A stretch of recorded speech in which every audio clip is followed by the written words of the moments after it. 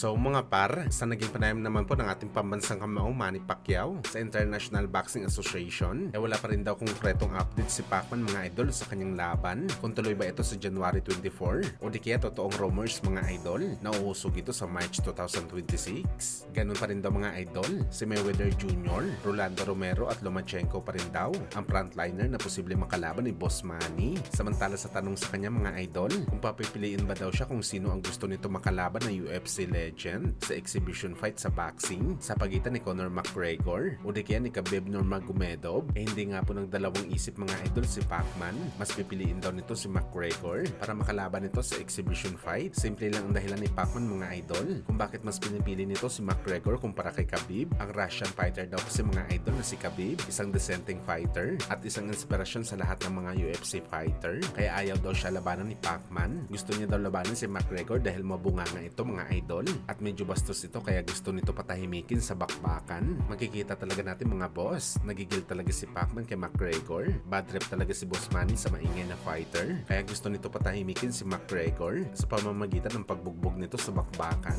Ibang klase talaga si Pacman mga idol. Yung mga ibang boxer ayaw makalaban ng mga kupal na fighter dahil maingay daw at gusto nila ang marespeto na fighter. Pero si Pacman baliktad mga idol, gusto nito labanan ng mga mabungangang fighter para patahimikin ito kapag dinurog niya ito sa ibabaw ng lona.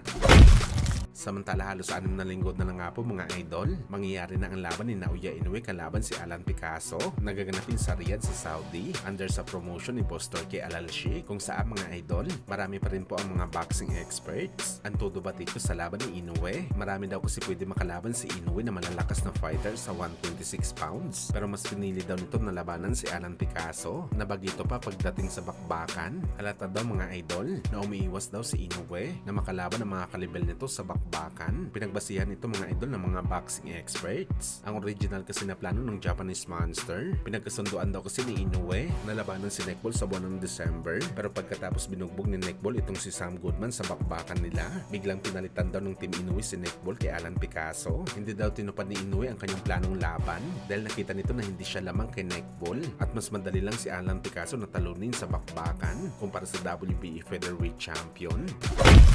Sa kabilang banda naman mga idol, matapos nga po mag-viral ng ilang araw ang issue ng Casimero Brothers sa game fixing sa laban nito kay Kamida, kung saan mga idol, kumalat ito sa buong mundo at nadamay pa ang promoter nito na Kamida Promotion. Bagamat nag-post naman mga idol si Cuadro Alas et Maypoy, nakasado na daw ang laban nila sa December. Papaldo na daw ulit sila mga idol sa December. Dagdag pa ni Casimero, kinumpirma din nito na hindi daw si Luis Neri ang kanilang makakalaban sa December. Iba daw ang kanilang makakalaban at bawal pa daw sabihin kung sino ang kanilang kalaban. Kamida Promotion lang daw mga idol ang mag-a-announce nito, kaya abangan natin to mga boss kung tunay ba talaga nasasabak ulit si Cuadro Alas sa bakbakan.